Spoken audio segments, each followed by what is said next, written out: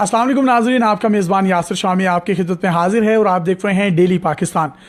पाकिस्तान की तारीख़ के एक ऐसे एंकर जिन्होंने अफ़गान और पाकिस्तान जंग के दौरान, जंग के बाद, जंग से पहले और अपनी जो सहाफ़ती इक़दार है उसमें उन लोगों के भी इंटरव्यूज़ किए जिनको लोग खौफ की इलामत समझते थे। और आप उनका प्रोग्राम देखते हैं जरगा जियो पर 11 बजे रात को। सलीम साफ़ी उनका नाम है, हमारे उस्ताद हैं, सीनियर सहाफ़ी हैं, सीनियर तज़िया निगार हैं। बहुत से लोग ये समझते हैं कि शायद वो एक नहायत ही संजीदा आदमी हैं और शायद ही कभी हंसे होंगे। लास्ट टाइम कब हंसे होंगे किसी को कुछ मालूम नहीं, लेकिन वो तमाम सितारे, वो तमाम मीडिया के लोग जो सलीम साफ़ी साहब को जानते हैं वो इस बात से बाखबर हैं कि उनका सेंस ऑफ ह्यूमर, उनका तंज़ो मज़ा और तंज़ो मज़ा को समझने की जो अल्लाह ताला ने उनको सलाहियत और कान अता किए हैं वो शायद ही किसी के पास हों।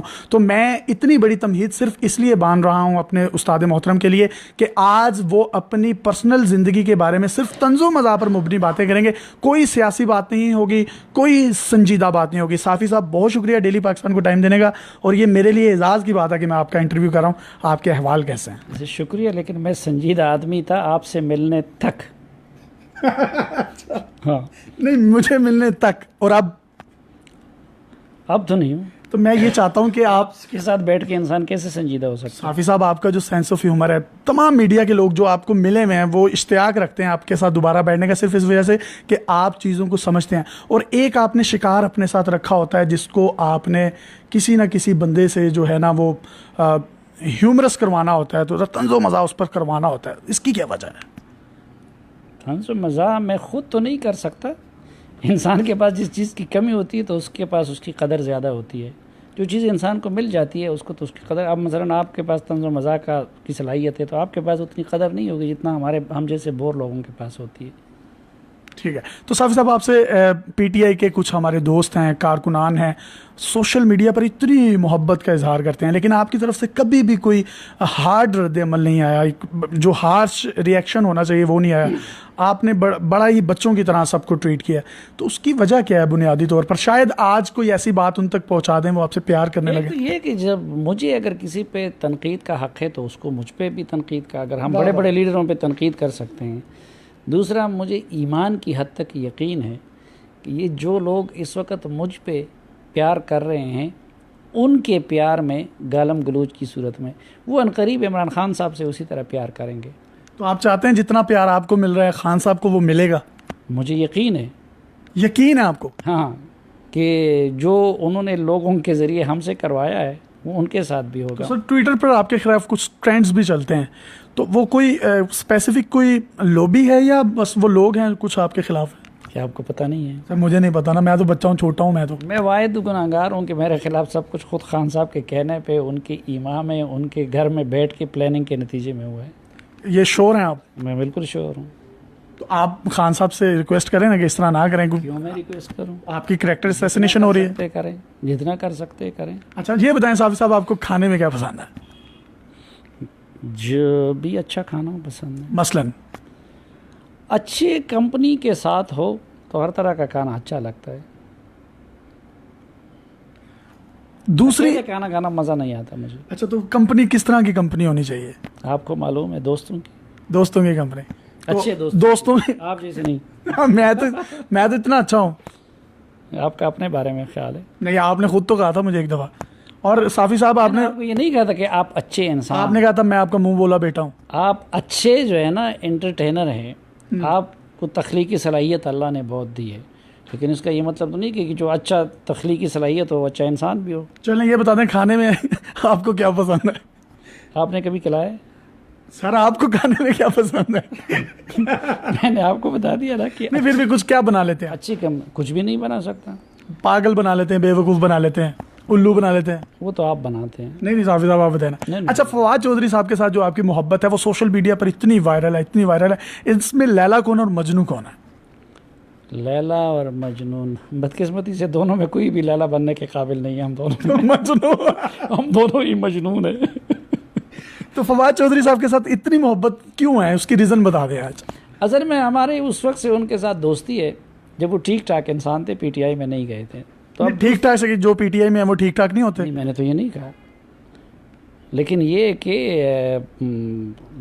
दोस्त तो ये कुछ पीटीआई में ये रिवायत आ गई है कि सियासी बुनियादों पे भी दोस्तियां बन जाती हैं या टूट जाती हैं। अदरवाइज़ हमारे मुल्क में तो ये रिवायत है कि दोस्तियां और ज़ाती ताल्लुक़ अलग होता है।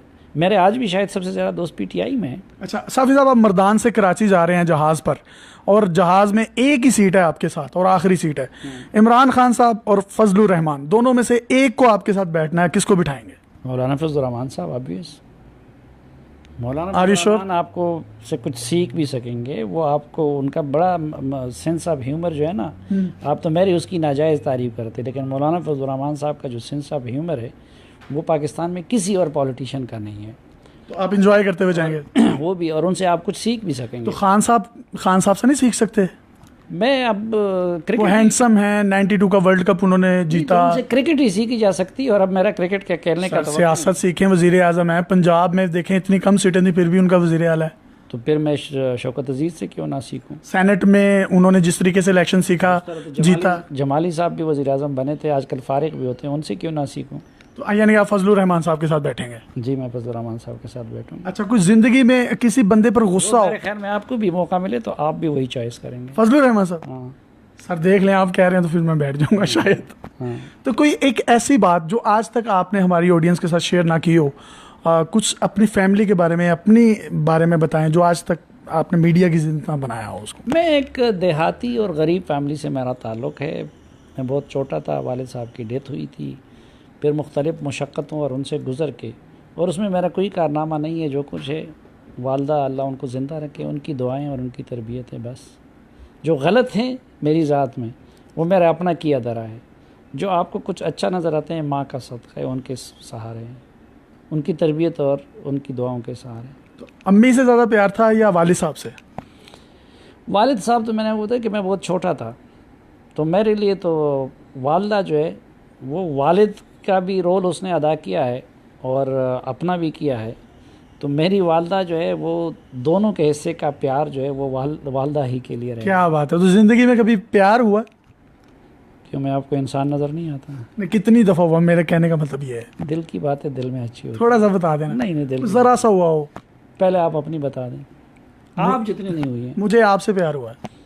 तो अच्छी बात है। आप बताएं ना, कोई तो लव मैरिज है, अरेंज मैरिज है, थोड़ा सा बता देना। देखिए मैंने आपको कहा कि आज आपने गैर संजीदा रहना। मैरिज मेरी पसंद की अरेंज मैरिज है। यानी कि आपने पहले पसंद किया फिर वालदा को बताया? मैंने बताया लव मैरिज आपको, लेकिन मेरी अपनी पसंद की अरेंज मैरिज है, फैमिली के ज़रिए हुआ। तो सर ये जो हमारे पख्तून या पठान कल्चर है, इसमें तो लव मैरिज का कंसेप्ट नहीं है, तो आपने कैसे कन्विंस किया? क्यों नहीं है? इमरान खान साहब पठान नहीं है? नहीं, वो न्याजी हैं। यही तो न्याजी पठान नहीं है। न्याजी पठान होता है? क्या होता है? नहीं, अगर आपके नॉलेज के आगे तो हमारा नॉलेज नहीं है, आपने बताना। नहीं आप बताएं ना मुझे। सर वो इमरान खान न्याजी है, इमरान अहमद खान न्याजी। हाँ, तो न्याजी तो अपने आप को पठान कहते हैं। ठीक है, तो उनकी लव मैरिज है? नहीं, आपसे मैं पूछता नहीं, मुझे क्या पता। उनकी एक पहली लव मैरिज थी जो उनके साथ थी, गोल्ड स्मिथ की बेटी के साथ। तो उनकी कोई शादी भी तो उनके वालिदैन ने नहीं की।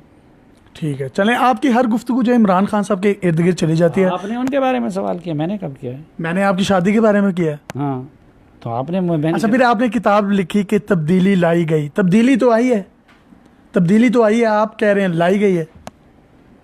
आप दिल पे ये देखें ना, ये किताब है आपकी, और तब्दीली लाई गई बाय सलीम साफ़ी।